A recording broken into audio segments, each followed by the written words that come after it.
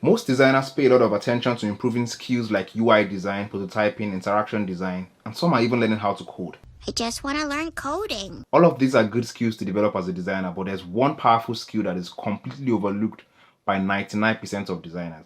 And without mastering this one skill, your growth is very likely to flatline after the first few years of your career. But if you embrace this skill and use it to your advantage, you will unlock some exponential growth in your design career. The skill I'm talking about is the skill of writing.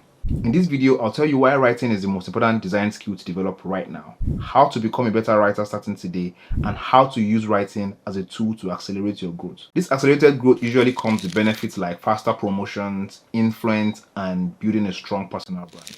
And at the end of the video, I'll let you know why the third benefit, which is building your personal brand, is as important as the first two. So watch till the end. If you're new here, I'm Samuel Fabayo and I'm a senior product designer at Monzo, one of UK's leading digital banks. Before that, I was a senior product designer at Deliveroo, a food and delivery company that's well known in the UK and the rest of Europe.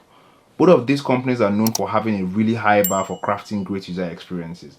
And if there's anything I have learned from working in this environment, it is how to use writing as a tool to sell your ideas, influence your teams, and get promoted again and again and again.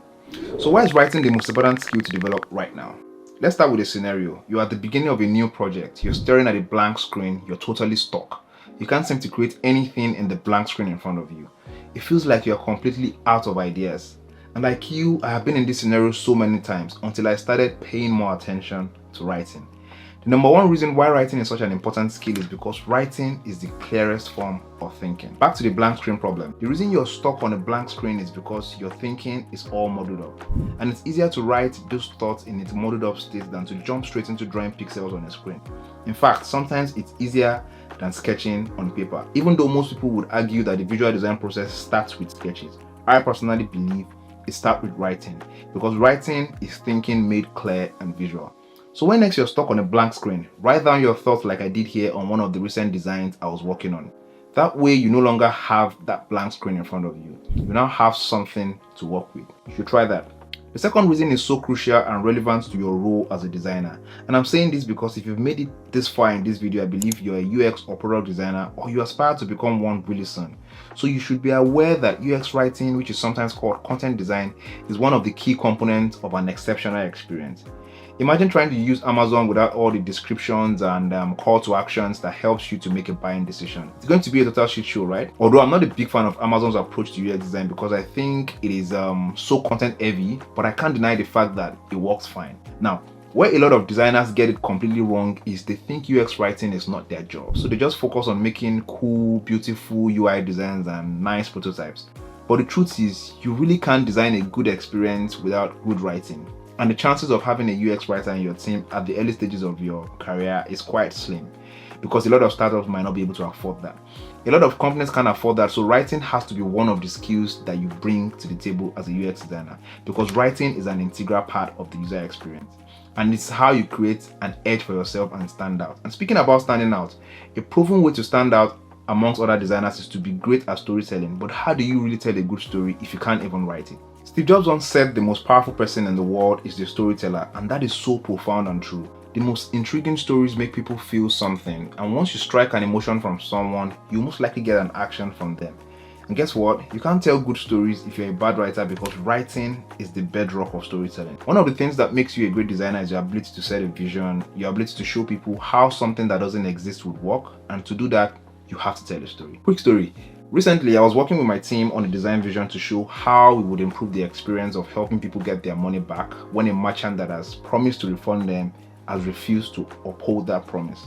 Before I joined Monzo Bank, I was already a customer, so the first thing I did was to think about my own personal experience as a customer with getting refund from merchants.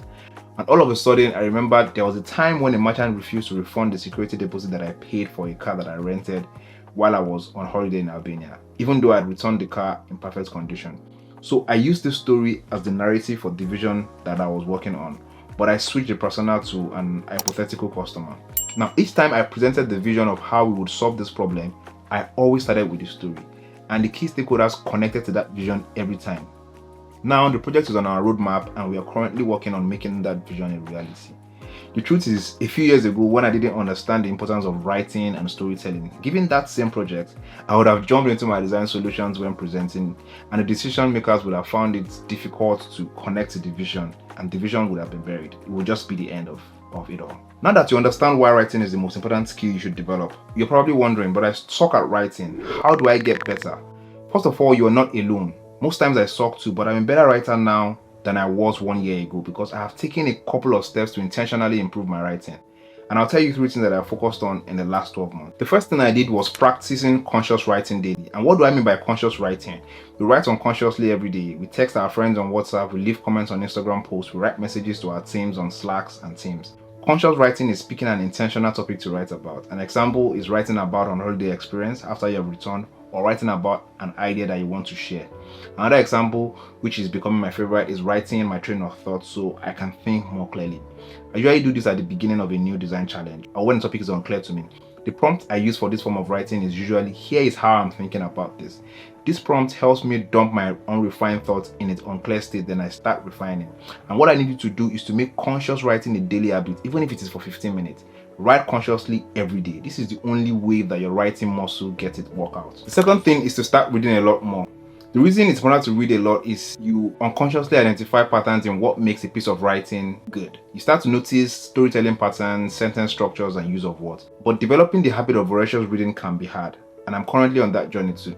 And I found that I slip out of the habit often. So instead of committing to reading a lot of books, which has been a bit hard for me to achieve, I pay a lot of attention to anything I'm reading, and I try to understand why it is so interesting to me. For example, when I find myself in the deep end of a blog post, I take a step back to see the introduction of that blog post to understand how I was convinced to invest my time into reading it in the first place.